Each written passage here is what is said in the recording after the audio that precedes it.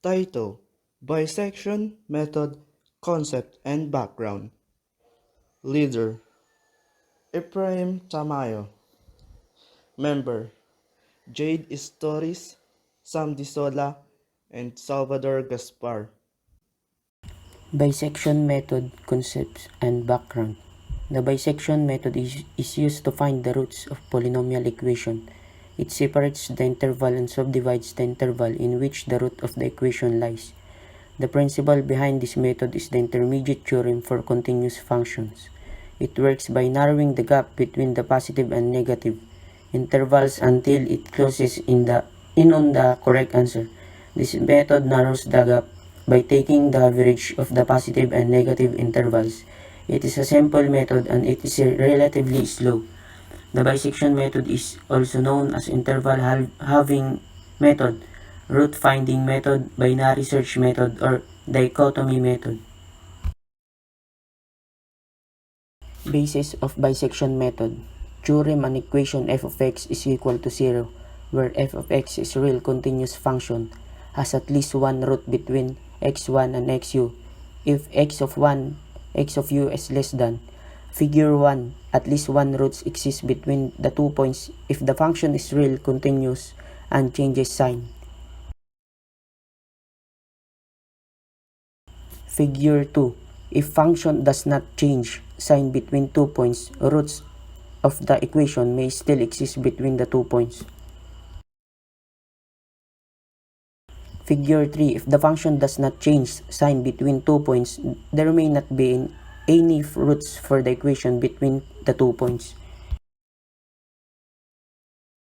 Figure 4, if the function changes sign between 2 points, more than one root for the equation may exist between the 2 points.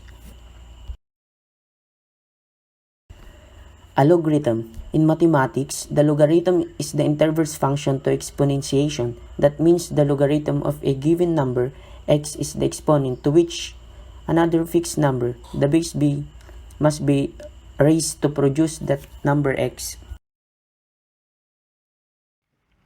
Step 1. Choose xe and xu as two guesses for the root such that f of xe and f of xu is less than 0, or in other words, f of x changes sign between xe and xu. This was demonstrated in figure 1. In step 2, estimate the root xm of the equation of x of y. F of x is equal to 0 as the midpoint between xe and xu, as xm equals to x of e plus xu over 2.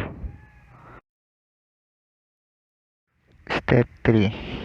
Now check the file A is f of l, f of xl, and f of xm is less than 0, then the root lies between x of e and xm, then xe equals to xe and xu is equal to xm.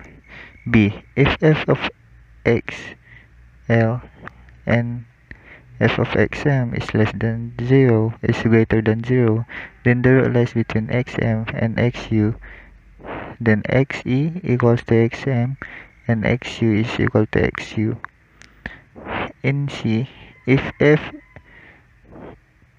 of xl and x of fm is equal to 0, then the root is xm. Stop the algorithm if this is true. Step 4. Find the new estimate of the root. Xm equals to xe plus xu over 2. And find the absolute relatives approximated error of this formula. And next is where x of m over ola, previous estimate of root, and x of m in new is a current estimate of root. In step 5, compare the absolute relative approximate error with the pre-specified error.